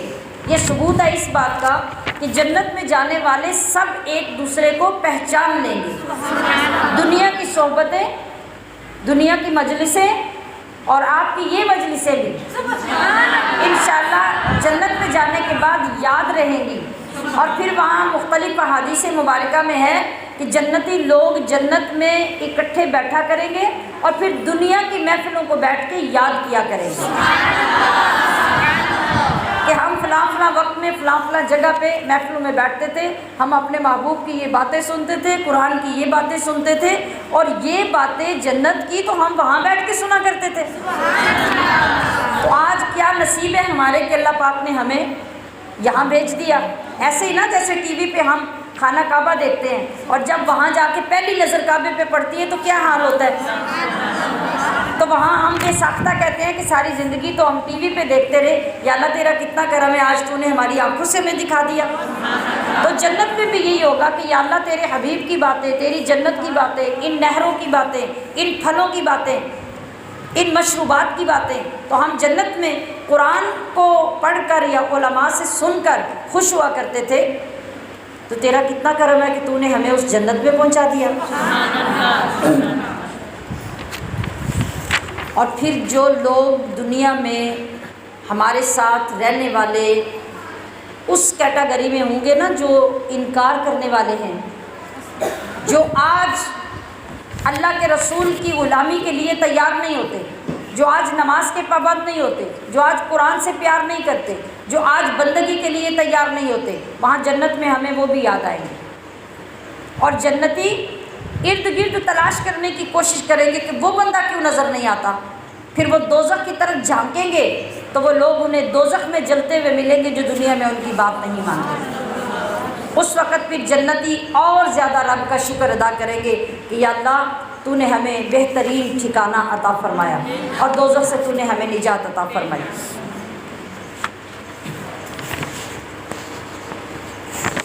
رکوع نمبر 7 میں حضرت نوح علیہ السلام، حضرت ابراہیم اور حضرت اسماعیل علیہ السلام کی قربانیوں کا ذکر کیا گیا ہے۔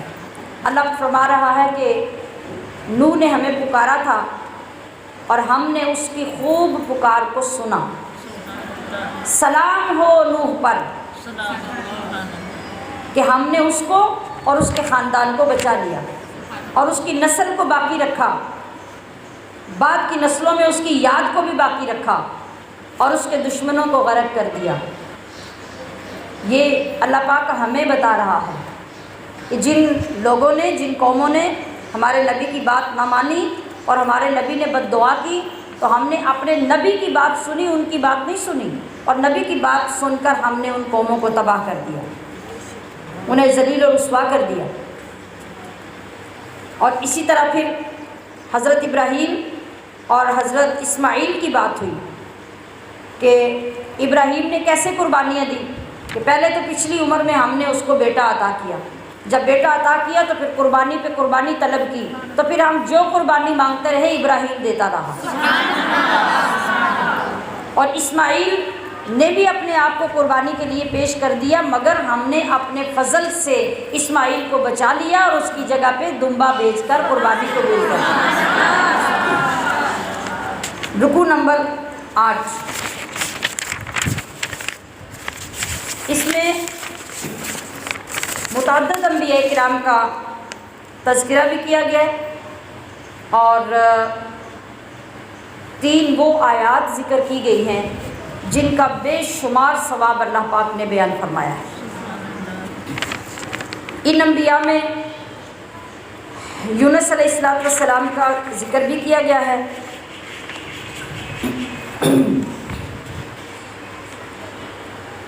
کہ وہ کس طریقے سے بھری ہوئی کشتی سے نکالے گئے، دریا میں ڈالے گئے، اور پھر انہوں نے ہمیں یاد کیا، ہم نے انہیں بچا لیا، اور ان کو دوبارہ سے ہم نے 1 لاکھ سے زیادہ لوگوں کی طرف نبی بنا کے بھیجا۔ یہ مشرک لوگ ایسے تھے جو فرشتوں کو اللہ کی بیٹیاں کہتے تھے، انہوں نے انتہا درجے کا غلط فیصلہ کیا، خدا اور جنوں کے درمیان رشتہ داری قائم کر دی۔ سن لو کہ اللہ ہر شرک سے پاک ہے۔ یہ مشرک لوگ اور یہ ان کے معبود یہ کن لوگوں کو گمراہ کر سکتے ہیں؟ انہی کو جن کے مقدر میں دوزخ کا ایندھن بننا لکھا جا چکا ہے۔ اب آگے ارشاد فرمایا گیا کہ جو لوگ اپنی ہر مجلس سے اٹھنے کے بعد اٹھتے ہوئے یا اپنی گفتگو کو ختم کرتے ہوئے یہ 3 آیات پڑھ لے تو قیامت کے دن جب ان کا ثواب تولا جائے گا تو اس کا اتنا وزن ہوگا کہ تمام نیکیوں پر بھی غالب آ جائے گا۔ وہ آیات ہیں جو اکثر ہم ختم پاک سے پہلے بھی، محفل کے بعد بھی، بیان کے بعد بھی پڑھتے ہیں، لیکن ہماری توجہ کبھی نہیں ہوتی نا کہ اس کے فوائد کیا ہیں، اور ہماری طبیعتیں اس طرح کی ہیں کہ جس چیز کا ہمیں فائدہ معلوم ہو ہم وہ جلدی کرنے کو تیار ہو جاتے ہیں، اور جس کا فائدہ معلوم نہ ہو بس اتنا پتہ ہو کہ یہ اللہ نے فرمایا ہے یا رسول نے فرمایا ہے تو ہماری توجہ ادھر نہیں جاتی۔ تو وہ آیات کون سی ہیں؟ سبحان ربک رب العزت عما یصفون وسلام علی المرسلین والحمد للہ رب العالمین۔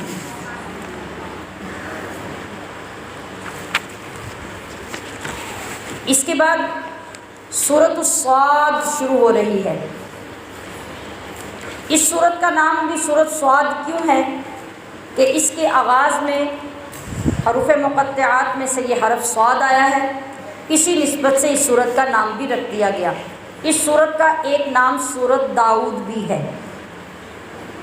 بعض اوقات ہم جائیں نا جب سعودی عرب میں تو وہاں پر جو ان کے رسم الخط کے مطابق قرآن پاک پڑھے ہوتے ہیں تو کبھی ہمیں صورتوں کے مختلف نام بھی وہاں لکھے نظر آتے ہیں، تو ہم کنفیوز ہو جاتے ہیں کہ ہم تو ساری زندگی اس کا نام یہ پڑھتے آئے ہیں تو یہاں یہ نام لکھا ہوا ہے۔ تو یہ میں نے اس لیے دہرا دیا کہ بعض صورتوں کے ایک سے زیادہ نام بھی ہوتے ہیں، اور جو نام جس علاقے میں زیادہ مشہور ہوتے ہیں ان کے نسخوں میں وہی لکھے جاتے ہیں۔ ہمارے جو نسخہ یہاں موجود ہوتا ہے اس میں جو نام ہے ہم ان سے واقف ہیں، اور اہل عرب، اہل مصر اور دیگر ممالک میں جو دوسرے نسخوں میں نام دوسرے بھی لکھ دیے جاتے ہیں تو وہ ان کو بھی استعمال کرتے ہیں، تو اس سے کوئی فرق نہیں پڑتا، صرف نام تبدیل ہوتے ہیں۔ جیسا کہ اگر ایک صورت کا ایک نام نہیں ہے، زیادہ نام ہے تو آپ کوئی بھی نام لکھ سکتے ہیں، مراد اس سے وہی صورت ہوگی۔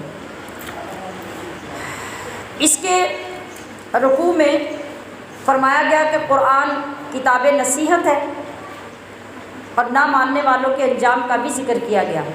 میں نے کیا جملہ بولا؟ قرآن، بولیے، قرآن کتاب نصیحت ہے، یعنی اس کتاب کو پڑھو گے تو جگہ جگہ پہ تمہیں ہر اچھے کام کی نصیحت کرے گی، قرآن میں سے تمہیں نصیحتیں ملیں گی۔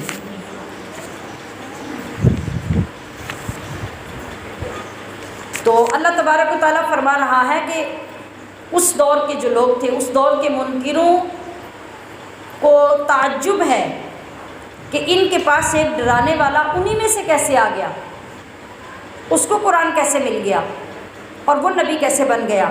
وہ آج تک اسی بات سے نہیں نکل رہے، یہ کہتے ہیں کہ معاذ اللہ، معاذ اللہ، یہ بندہ اللہ کا نبی نہیں بنا بلکہ یہ جادو سیکھ کے جادوگر بن گیا، اور معاذ اللہ نبی علیہ الصلوۃ والسلام پر جھوٹ کا الزام لگاتے ہیں، اور وہ یہ کہتے ہیں کہ ہمارے سارے خداؤں کو چھوڑ کر اس نے اکیلا ایک معبود اور ایک خدا کیسے بنا لیا۔ اور ان کے سردار اپنی عوام کو یہ کہتے کہ چھوڑو چھوڑو تم اس بات کو، اس کے قرآن کو چھوڑو، اس کی تبلیغ کو چھوڑو، معاذ اللہ تم جاؤ جا کے اپنے معبودوں کے سامنے بیٹھے رہو، ان کی عبادتیں کرتے رہو، بھلا ہم میں سے اسی شخص کو نبی بننا تھا۔ پھر وہی پرانا اعتراض کہ کسی کو اللہ نے نبی بنا نہیں تھا تو کسی بڑے رئیس کو، کسی بڑے امیر کو، کسی شہزادے کو، کسی سردار کو اللہ نبی بناتا، ایک اس بندے کو جس کے گھر میں کئی کے دن چولہا نہیں جلتا اللہ نے نبی بنا دیا۔ تو دراصل اللہ فرما رہا ہے کہ ان کا پرابلم یہ ہے کہ یہ قرآن کے معاملے میں شک میں مبتلا ہیں۔ کیوں مبتلا ہیں؟ اس لیے کہ ابھی تک انہوں نے میرا عذاب نہیں چکھا۔ رکوع نمبر 11 میں حضرت داؤد علیہ السلام کے دربار میں ایک فیصلہ ہوا تھا، اس کا ذکر کیا گیا۔ فرمایا گیا کہ اے حبیب صلی اللہ علیہ وسلم آپ ان کی باتوں پہ صبر کریں۔ پتہ چلا کہ جتنی بھی مشکلات کسی پہ آئیں یہ اللہ کی سنت ہے کہ اس کو صبر کی تلقین کرنی چاہیے۔ ہمارے لوگ اگرچہ اس کو قبول نہیں کرتے اور وہ بلکہ اس سے زیچ ہوتے ہیں کہ صدمہ ہمارے اوپر ہے، مصیبت ہمارے اوپر ہے، اور تمہیں کہنا تو بڑا سوکھا ہے کہ صبر کر لو، جب تمہارے اوپر آئے گی تو پھر ہم دیکھیں گے تم کیسے صبر کرتی ہو۔ تو صبر کی تلقین کرنا یہ اللہ کی سنت ہے، اور ہر بندے کو چاہیے کہ اپنے دوسرے بہن بھائی کو اچھے انداز سے اس کی دلجوئی کرتے ہوئے اس کو صبر کی تلقین کریں، تاکہ اللہ کی سنت بھی ادا ہو، آپ کو اس کا اجر بھی ملے، اور جو شخص مصیبت میں مبتلا ہوا ہے اس کی حوصلہ افزائی بھی ہو۔ اب یہ انداز ہمیں کیسا اختیار کرنا چاہیے؟ یہ تو ہمیں اپنی کامن سینس سے سوچنا ہے، اپنی عقل استعمال کرنی ہے۔ تو بہرکیف جہاں صدمات، مسائل، پریشانیاں، آزمائشوں کے پہاڑ ٹوٹ رہے تھے تو اللہ بار بار اپنے محبوب کو فرماتا تھا، اے حبیب آپ استقامت اختیار کیے رکھیے، آپ جمے رہیے، آپ مضبوط رہیے، آپ صبر کیجیے۔ پھر فرمایا کہ حضرت داؤد کی مثال آپ کے سامنے ہے۔ یہ کیا ہے؟ یہ طریقہ ہے دل جوئی کرنے کا۔ میں نے بتایا نا کہ دل جوئی کرنے کا طریقہ بھی ہونا چاہیے۔ ہمیں چاہیے جب ہم کسی اپنی بہن، بھائی، رشتہ دار کو غم میں، مصیبت میں دیکھیں تو اس سے زیادہ اگر کوئی مصیبت ہم نے دیکھی تھی یا کسی کا واقعہ تھا تو ہم اس کو سنا کے اسے حوصلہ دیں، ٹھیک ہے؟ مثال کے طور پہ اگر ہمارے گھر میں فوتگی ہو جاتی ہے، 15 دن بعد پھر فوتگی ہو جاتی ہے، مہینے بعد پھر ہو جاتی ہے، تو ہم سمجھتے ہیں کہ ہمارے جتنا دکھ کسی کو پہنچا ہی نہیں ہے۔ ایسے ہی ہے نا؟ نہ تو آپ کو بھی پانی ملنا ہے، نہ کوئی کھانا ملنا ہے، اس لیے کہ یہ روزہ ہے، تو روزے کو تقویت ملنی چاہیے اللہ کی پیاری خوبصورت باتیں سن کے، نہ یہ کہ آپ اتنے مست ہو جائیں کہ یوں لگے کہ آپ سونے لگے ہیں۔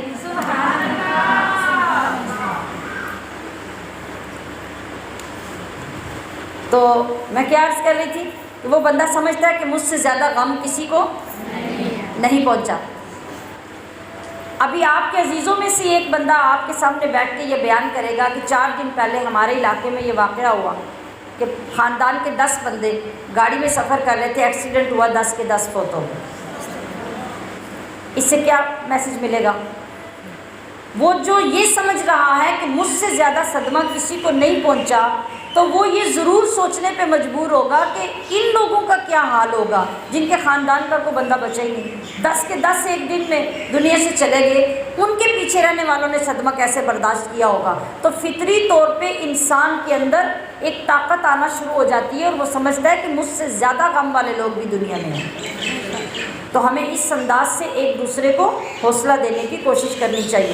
تو اللہ نے فرمایا کہ اے حبیب داؤد کی مثال آپ کے سامنے ہے، وہ ہمارے بڑے فرما بردار تھے، پہاڑ، پرندے ان کے ساتھ مل کے ہماری تصویر بیان کرتے تھے، اور ہم نے داؤد کو بڑی مضبوط حکومت عطا فرمائی، بڑی دانائی عطا کی، اور فیصلہ کن بات کہنے کی صلاحیت اپنے نبی کو عطا کی تھی۔ تو ان کے پاس ایک مقدمہ آیا تھا کہ دو فریق کسی کی دیوار پہ چڑھتے ہیں اور دیوار پہ چڑھ کے اس کے گھر میں گھس آتے ہیں۔ حضرت داؤد گھبرا گئے، انہوں نے عرض کی حضرت ہم 2 فریق ہیں، یعنی وہ جو 2 فریق دیوار سے چڑھ کے آئے نا حضرت داؤد کے بالا خانے میں، تو آپ گھبرا گئے۔ آنے والوں نے یہ کہا کہ حضرت آپ گھبرائیے نہیں، ہم 2 فریق ہیں، مقدمہ لے کے آئے ہیں، ہمارے درمیان آپ فیصلہ فرمائیں۔ ایک کہنے لگا کہ یہ میرا بھائی ہے، اس کے پاس 99 دمبیاں ہیں، دمبے اور دمبیاں، میرے پاس 1 دمبی ہے۔ یہ کہتا ہے کہ 1 دمبی بھی مجھے دے دو، حالانکہ 99 پہلے اس کے پاس ہیں، اور میرے پاس 1 ہے، یہ مجھ سے 1 بھی لینا چاہتا ہے۔ اس نے مجھے گفتگو میں دبا لیا ہے، پریشرائز کر دیا ہے۔ آپ نے فرمایا اس شخص نے تم سے 1 دمبی مانگ کر واقعی ظلم کیا ہے، اور اکثر شریک کاروبار ایک دوسرے کے ساتھ زیادتی کرتے ہیں، ہاں ایمان والے اور نیکوکار زیادتی نہیں کرتے، مگر ایسے بہت کم لوگ ہوتے ہیں۔ اس مقدمے کے اندر ایک بہت بڑا اشارہ تھا اس واقعے کے پیچھے، اور وہ ایک طویل واقعہ ہے جو آئندہ جب ہم اس کو تفصیل سے پڑھیں گے تو وہیں پر ہی بیان ہو سکے گا۔ اس کے اندر اللہ پاک نے داؤد علیہ السلام کو آزمایا اور ان کی توجہ اس طرف دلائی۔ یہ آزمائش تھی حضرت داؤد علیہ السلام کی، اور جیسے ہی وہ مقدمہ آیا اور 99 دمبیاں اور ایک دمبی کی بات ہوئی تو آپ کو سمجھ آ گئی کہ میرا رب مجھے آزما رہا ہے اور مجھے احساس دلا رہا ہے جو ان سے ایک واقعہ ہو گیا تھا، اور وہ یہ تھا کہ آپ کے پاس پہلے 99 بیویاں تھیں، اور پھر اس کے بعد ایک جگہ پر آپ نے ایک خاتون کے ساتھ نکاح کیا، وہ اس شخص کی بیوی تھی جو آپ کی فوج میں شامل تھا، اور آپ نے اسے جنگ کے لیے بھیجا، اور اس عورت کے ساتھ آپ نے نکاح کیا۔ تو اس کے بعد اس آدمی کی تو ایک ہی بیوی تھی، آپ کے پاس پہلے 99 بیویاں تھیں، آپ نے اس کے ساتھ بھی نکاح کیا۔ اللہ تبارک و تعالیٰ نے آپ کی توجہ ادھر دلانے کے لیے، اس آزمائش کے لیے ان دونوں کو جو بھیجا، وہ دونوں فرشتے تھے جو اصل میں مقدمہ لے کے آئے۔ تو اللہ تبارک و تعالیٰ نے آپ کو اس چیز کی توجہ دلانی تھی، اس کے اندر بہت سارے نکات ہیں، پھر میں وہی عرض کروں گی کہ مجبوری وقت کی ہوتی ہے کہ ہر چیز کو ایک ہی وقت میں بیٹھ کے ڈیٹیل میں بیان نہیں کیا جا سکتا۔ اس کے بعد 12 رکوع میں حضرت سلیمان کی حکومت کا تذکرہ کیا گیا، اور یہ تذکرہ ہم پیچھے پڑھ چکے ہیں، لہٰذا ابھی دوبارہ ہم اس کو یہاں نہیں پڑھتے۔ اور رکوع نمبر 13 میں صبر ایوب کا ذکر آیا ہے، یہ بھی ہم نے چند دن پہلے باقاعدہ پڑھ لیا تھا۔ رکوع نمبر 15 آگے سورۃ الزمر شروع ہونے کے ساتھ شروع ہو رہا ہے۔ رکوع نمبر 13 صبر ایوب ہے، اور رکوع نمبر 14 میں آدم علیہ السلام اور شیطان ابلیس کا قصہ ہے، اور یہ بھی ہم پیچھے سے کئی مرتبہ پڑھ کے آ چکے ہیں۔ سورہ زمر شروع ہو رہی ہے۔ زمر کے معنی ہوتے ہیں زیادہ جماعتیں اور زیادہ گروہ۔ اس سورت کے آخر میں یہ ذکر کیا گیا ہے کہ جنت میں اور جہنم میں لوگوں کی جماعتوں کی جماعتیں داخل کی جائیں گی، اس لیے وہ لفظ لے کر سورت کا نام رکھ دیا گیا ہے۔ اس کے علاوہ اس سورت میں اخلاص کے ساتھ اللہ کی عبادت کی اہمیت بیان کی گئی ہے، اور پھر اس پر جو بندے کو انعامات ملتے ہیں ان کا ذکر کیا گیا ہے۔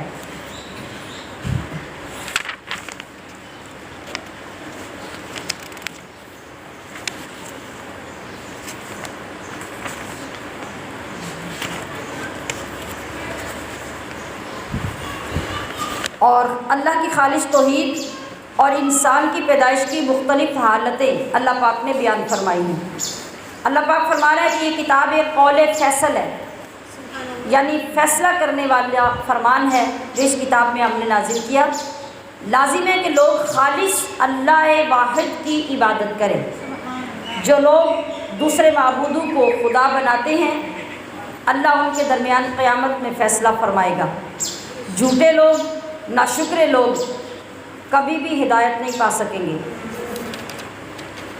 اللہ تعالیٰ اپنی مخلوق میں سے کسی کو اولاد بنانے سے پاک ہے، اور تم دیکھو کہ اس نے انسان اور حیوانات کو پیدا کیا ہے، اور اسی نے تمہاری ضروریات کا انتظام بھی کیا ہے۔ اس نے ماؤں کے پیٹوں میں 3 پردوں کے اندر انسان کو پالا ہے۔ ماں کے پیٹ کے اندر 3 پردے، ایک پیٹ کا پردہ، پیٹ کے اندر پھر اس کے رحم کا پردہ، اور رحم کے اندر وہ ایک باریک جھلی اور کور ہوتا ہے جس کے اندر بچہ محفوظ رہتا ہے۔ اللہ فرما رہے ہیں کہ اے انسان ذرا غور تو کر، بغیر کسی راستے کے، بغیر کسی ذریعے کے کہ کسی ذریعے سے کوئی چیز اندر جا سکتی ہو، ہم نے اتنے کورز میں بند کر کے بچے کو تیرے پیٹ میں رکھا اور وہاں اس کی پرورش کی، تو پھر بھی تمہیں سمجھ نہیں آتی کہ اللہ علی کل شیء قدیر ہے، اور وہی واحد معبود ہے جو عبادت کے لائق ہے۔ دوسری طرف ایک طرف تو یہ لوگ ہیں جو ابھی بھی اللہ کا انکار کرتے ہیں، اور دوسری طرف وہ نیکوکار ہیں جو راتوں کی تنہائیوں میں کھڑے رہتے ہیں، جو سجدے کرتے ہیں، جو آخرت سے ڈرتے ہیں اور اپنے رب کی رحمت کے امیدوار رہتے ہیں، تو ذرا بتاؤ کہ جاہل اور عالم ایک جیسے ہو سکتے ہیں؟ یہ اللہ خود ہی بیان کر کے پھر سوال کر رہا ہے کہ اب بتاؤ کہ اللہ کہ جو بندوں میں جاہل اور عالم ہیں، کیا یہ دونوں برابر ہیں؟ جب تم نے یہ فی البدی کہہ دیا کہ برابر نہیں ہو سکتے، تو ذرا یہ سوچو کہ مخلوق اور خالق پھر ایک جیسے کیسے ہو سکتے ہیں؟ رکوع نمبر 16 جس میں بندہ مومن کو تقوی کا حکم دیا گیا اور پھر تقوی کرنے پہ جو انعامات حاصل ہوتے ہیں ان کا ذکر کیا گیا۔ فرمایا کہ جو لوگ ایمان لائیں، جو پرہیزگاری کریں، جو نیک عمل کریں، ان کے لیے اس دنیا میں بھی بھلائی ہے، اللہ کی زمین وسیع ہے، اللہ پاک ان صابر بندوں کو بے پناہ رزق عطا کرتا ہے۔ اور آپ اے حبیب آپ اعلان کر دیجئے کہ میں تو خالص اپنے رب کی عبادت کروں گا، مجھے جو حکم دیا گیا ہے میں اس حکم کے مطابق اولین مسلمان بنوں تو میں سب سے پہلا مسلمان ہوں، اور میں اپنے رب کے علاوہ کسی کی عبادت کے لیے تیار نہیں ہوں گا۔ تو میری امت میں سے بھی وہ لوگ خوشخبری کے مستحق ہوں گے جو اللہ کی طرف رجوع کرنے والے اور اللہ کا حکم سن کر فوراً اپنا سر تعمیل کے لیے جھکا دینے والے ہیں۔ ان کے لیے جنت میں اللہ نے بہترین آرام کی جگہ تیار کی ہیں، اور مشرک یہ یاد رکھیں کہ یہ دنیا جتنی بھی طویل ہوئی عارضی ہے، اس میں ہمیشہ نہیں رہنا۔ رکوع نمبر 17 میں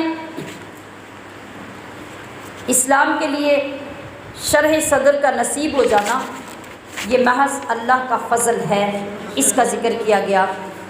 اللہ فرما رہا ہے کہ جس کا سینہ اسلام کے لیے کھول دیا گیا۔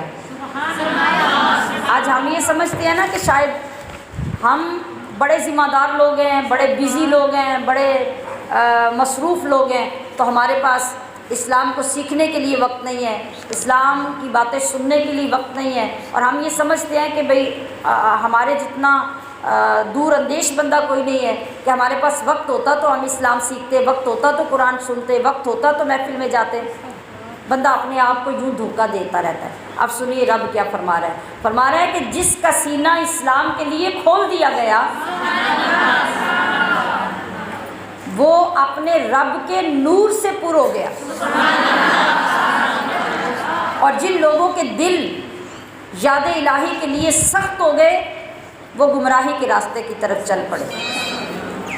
قرآن کریم کی صفات کا تذکرہ یہاں کیا کہ یہ بہترین کلام ہے، کتابی شکل میں ہے، ملتی جلتی آیات اس کے اندر نازل کی گئی ہیں، بار بار دہرائی جاتی ہیں تاکہ بندے کو بار بار یاد دہانی کروائی جائے، بار بار اس کے اندر اللہ کا خوف پیدا ہو، بار بار خوف سے اس کے رونگٹے کھڑے ہو جائیں، بار بار یاد الہی کی طرف اس کا دل مائل ہو جائے۔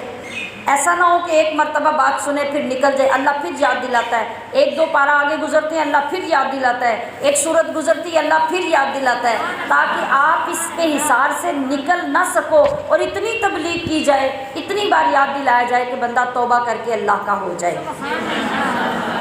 اللہ تبارک و تعالی ہمارے لیے اس پاک کلام کو سمجھنا سننا آسان فرمائے۔ وما توفیق